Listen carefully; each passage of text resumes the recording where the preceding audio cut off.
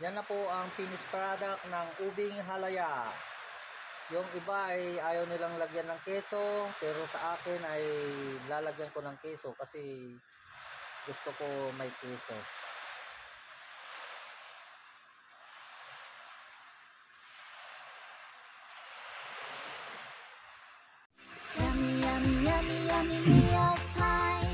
Magandang umaga mga kapobre, tayo ay babalat ngayon ng ube.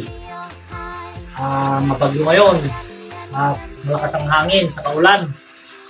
Araw ng October 29, lakas ng bagyo. No?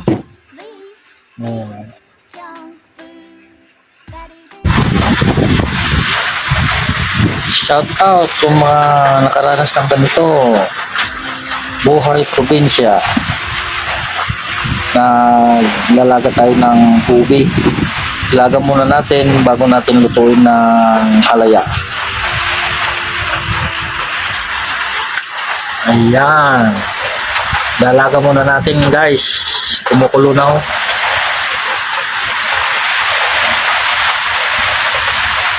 Para lumambot. So guys, ito na po yung yung nilaga nating ube. Ngayon ay pupunta tayo sa palengke para bibili tayo ng rekado, yung mga ilalagay natin. Kahit na nabagyo, kailangan nating bumili ng pang rekado kasi hindi ito maluluto pag walang rekado. So guys, magluluto na tayo ng ubing halaya. Umpisahan na natin. Yan. Yan na natin yung ito ang ubi at ilalagay natin sa kalan.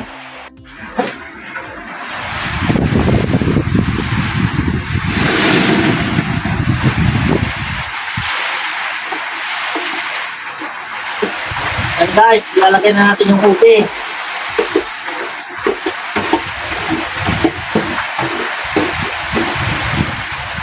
Kailangan lang natin haluin ito at kasi pag hindi natin haluin ito ay didikit.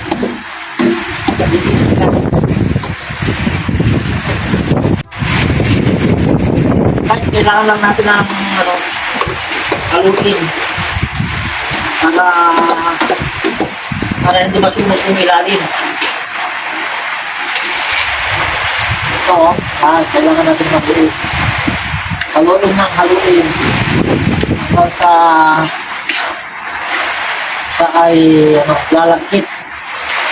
Yung sa lalagkit.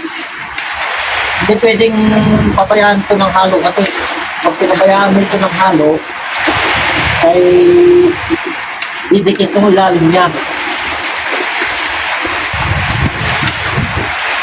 Guys, ito guys ang pagluto ng halaya. Ito guys ang sangkap ng ating ubing halaya. Evaporada, dalawang evaporada, isang kondensada, asukal guys, asukal, tapos margarine,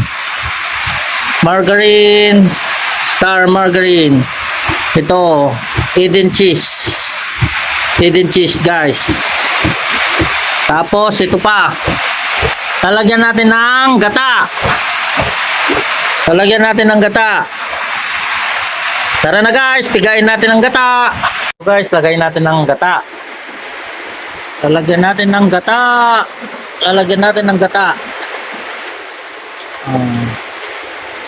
Haluin mo para Sige. Yan. Sige, halo. Hanggang sa ilalim ng gata. Yan. Sige, haluin mo lang.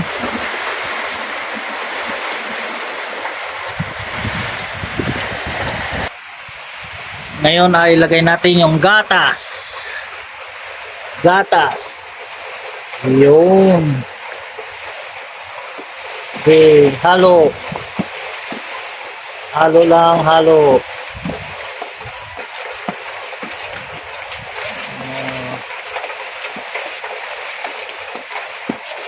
Huwag mong kalakasan, baka matumba.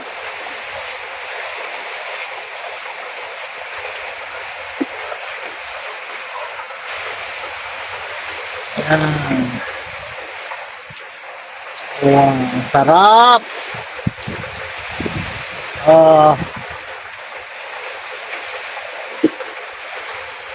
Sarap.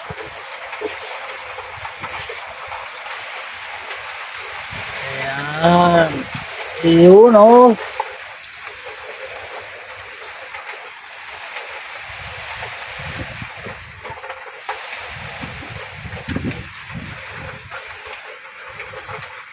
Lapit na. Ayun, oh. Ang sarap. Ito guys, oh, asukal. Itong asukal naman to, optional na to kung kailangan ninyong ano, kasi kayo na ang magtitimpla nito kung tatansyahin nyo na to kung matamis o ano ba. Kayo na po ang magtitimpla nito. Kasi sa akin, medyo marami-rami naman itong niluto ko, kaya nilagyan ko siya ng asukal na kalahati.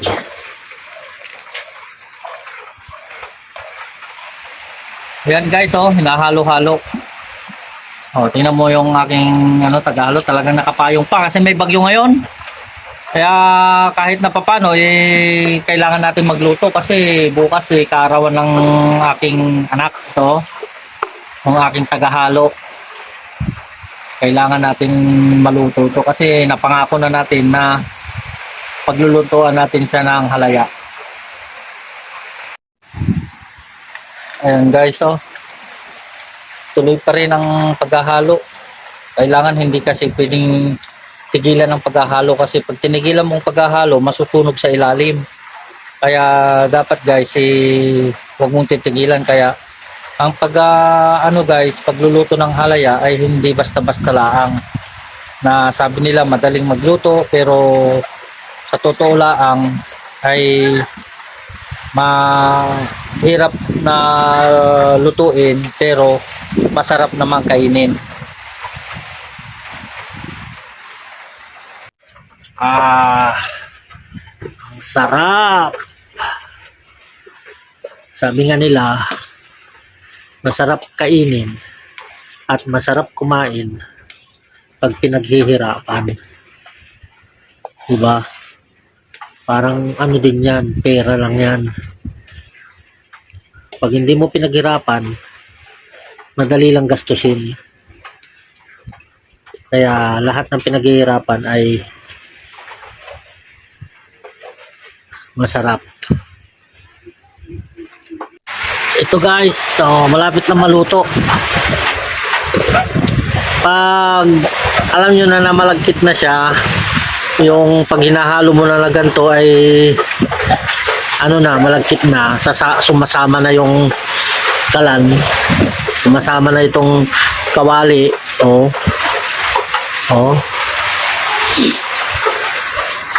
Pwede na itong hanguin pag malagkit na siya.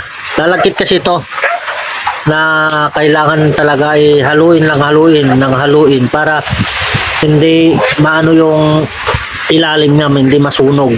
Kailangan talagang bantayan. Yan o guys, oh. So, medyo ano na siya, oh. Medyo malagkit na siya kasi nayugyug na yung ano nayugyug na yung kawali. So,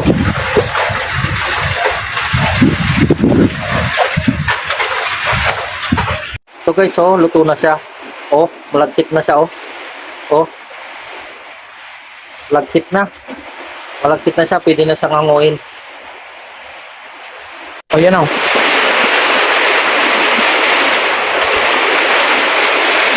So guys, lagyan natin ng margarine dito sa ilalim kasi para hindi siya dumikit. Pag nilagyan natin ng ano, hindi siya didikit guys. Ano, lagyan natin siya ng margarine sa ilalim para hindi siya didikit. Kaya napapiranggot lang. Basta hindi lang siya didikit.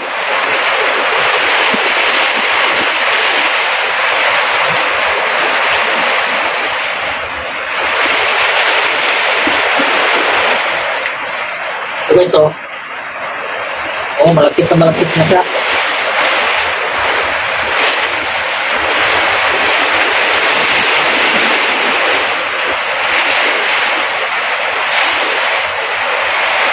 Oh, sarap. Sarap po.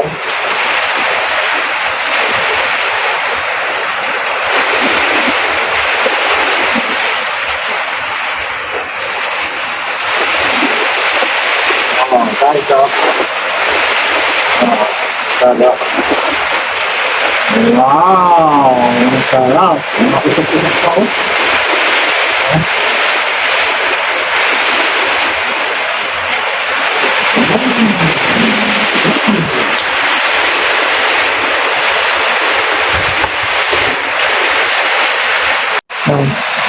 So guys, optional naman to kung gusto ninyong lagyan ng cheese o hindi na, kasi yung iba ayaw ng cheese, pero sa akin lalagyan ko siya ng cheese kasi masarap, mas masarap pag may cheese. Ayoko naman kasi na yung cheese.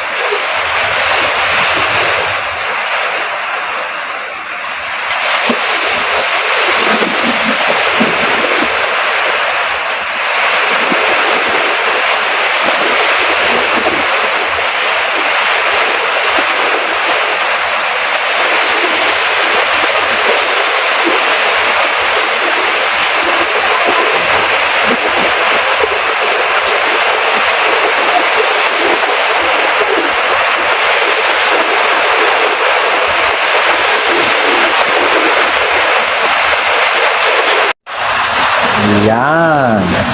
Ang sarap. Wow.